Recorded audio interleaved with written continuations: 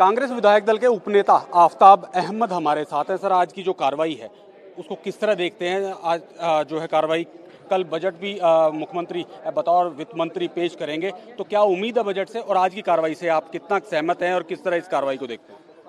माननीय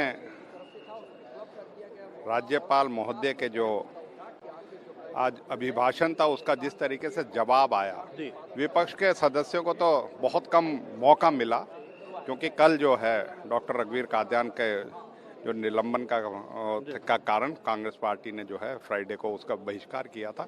मैं कहूँगा कि जो जो मुद्दे उन्होंने उसमें उठाए हैं और जो अभिभाषण में जो उन्होंने प्रॉमिस किया वो कई वर्षों से चलते आ रहे हैं, कोई मतलब हमेशा उन चीज़ों का रिपीटेशन हो रही है। और जिस तरीके से जवाब दिया आप देख सकते थे, जवाब देते हुए भी सरकार की स्पष्टता नहीं थी।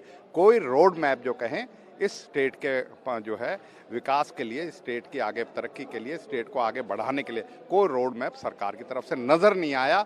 बिल्कुल अभिभाषण से लगता था कि रूटीन का जो है ये एक जो सिलसिला जो पिछले साल का जो अभिभाषण था उसी की रिपीटेशन हो, नया इसमें कोई किसी तरीके को कोई ऐसा बात नहीं लगी जिसकी वजह से ये सरकार उसको गुणगान करे किसी चीज़ का। और जब आप देख सकते हो आज नेता जो विधानसभा के थे वो भी बचाव मुद्रा में रहे, उन्होंने किसी तरह का ऐसा नहीं करा, सवालों के जवाब भी देते रहे। अपनी जो है बखान जो है स्टेट के रोड मैप का जो तरक्की का होता है अभिभाषण दर्शाता है वो किसी तरह से सामने नहीं आया।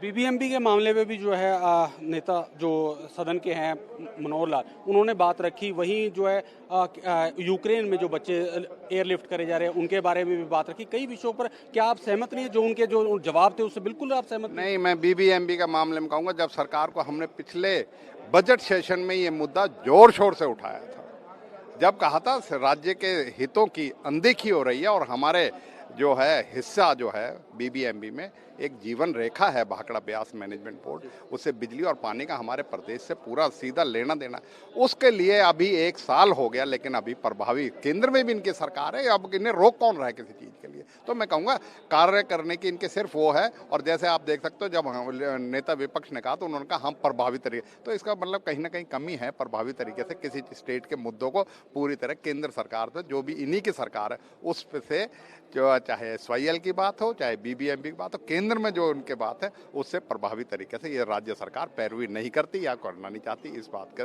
सवाल और प्रश्न चिन्ह हमेशा इसके प्रति रहेगा ही रहेगा।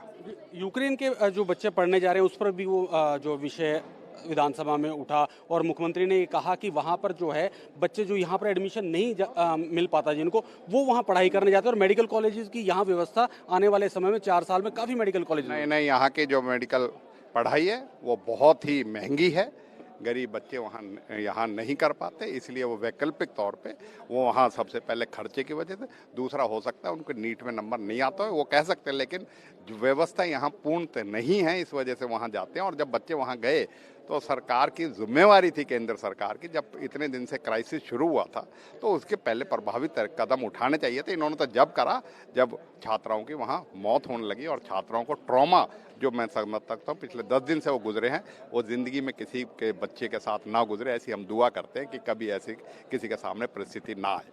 कल बजट जो है मुख्यमंत्री पेश करेंगे बतौर वित्त मंत्री, क्या उम्मीद है आपको किस तरह का बजट रहने वाला है? कहीं उसमें जो है हरियाणा डेवलपमेंट का दिखेगा उसमें? मैं समझता हूँ कि जिस रोड मैप जो एक डेवलपमेंट का गवर्नर एड्रेस में होना चाहिए तो वो तो गायब था। बजट में देखते हैं किस तरीके का है। सुझाव तो सबसे लिए हैं, बहुत व्यापक क्वार्टर से लिए हैं, एक अच्छी पहल है, लेकिन उन्हें समावेश कितना कर पाते हैं मुख्यमंत्री, क्योंकि कर्जा बढ़ा के कैपिटल एक्सपेंडिचर जो है वो बढ़ रहा है, जो है बढ़ता जा रहा है, कर्जा बढ़ता जा रहा है और जो कैपिटल इन्वेस्टमेंट जो होनी चाहिए थी वो इस सरकार के काबू से बाहर है। नई स्कीम कोई आती नहीं, लेकिन खर्चा जो है चाहे कोविड की बात हो उसमें हो, ये सरकार को दिखा दिया कि सरकार जो है कर्जा लेके करती है और प्रबंधन जो है वित्तीय प्रबंधन वो जैसा हरियाणा प्रदेश में होना चाहिए था वो बिल्कुल नहीं है। आपसे भी कोई सुझाव मांगा गया था, आपने कोई सुझाव दिया? तो पिछली बार दिया था वही समावेश नहीं करे तो इसलिए बार बार क्या देने की जरूरत है, जब हमारे पिछली बार ही एक भी नहीं दिया तो उसमें किसी तरीके का हमारे इलाके के साथ खास प्यार है भारतीय जनता पार्टी और जजपा की सरकार को, तो वो मैंने जैसे कहा, आज हमने सवाल भी अपना जो पानी का लगाया था, आप देख सकते हो सिंचाई का पानी ऐसा है जिसको हाथ में जो कोई हाथ लगाने से भी डरता है। जानवर को नुकसान, धरती को नुकसान, इंसान को नुकसान, पर्यावरण को नुकसान, लेकिन वो सरकार पे प्रभावी कदम नहीं उठाते। स्कूलों का बुरा हाल है, तो इसलिए हमारे इलाके से तो खास प्रेम जो है इस बीजेपी जजपा सरकार को रहा है। टीचरों के लिए तो कह रहे हैं कि जल्द भर्ती की जाएगी, उन्होंने कह रहे हैं, लेकिन पिछली बार कहा था 1 महीने में कर देंगे। पिछले दिसंबर के 77 में बात की, उसमें सदन में शिक्षा मंत्री का बयान है, जब मैंने जोर दे के कहा था कि किसी चीज के लिए कि आकांक्षावान जिला है, प्रधानमंत्री ने मार्च 2018 में घोषणा किया, और आप शिक्षक ही नहीं लगाएंगे तो किस तरीके का विकास का आप वो तस्वुर कर सकते हैं। तो इसलिए अभी भी दूसरा सेशन आ गया, अभी भी पूर्ण तरीके से निर्णय नहीं आया, बयान आते, इसलिए मेरे को लगता नहीं कि इनकी वास्तविकता और इनकी जो गंभीरता है ना, वो जो अपनी कहते हैं उसको भी पूरा करते हैं। इसलिए इनसे ज्यादा उम्मीद रखना हम नहीं समझते कि कोई ज्यादा अकलमंदी की बात होगी। शुक्रिया हमसे बातचीत के लिए। तो ये थे कांग्रेस विधायक दल के उपनेता आफ्ताब अहमद, जिन्होंने विधानसभा का जो बजट सत्र चल रहा है उस पर हमारे साथ चर्चा की, और वहीं कल का जो बजट पेश होगा उसको भी लेकर इन्होंने कहा कि घाटे का बजट हो सकता है और जो कर्जा वाला बजट ये हो सकता है, कर्जा लिए जा रहे हैं लेकिन डेवलपमेंट के नाम से जो है सरकार कोई काम नहीं कर पा रही। मैं अभिषेक तक्षक,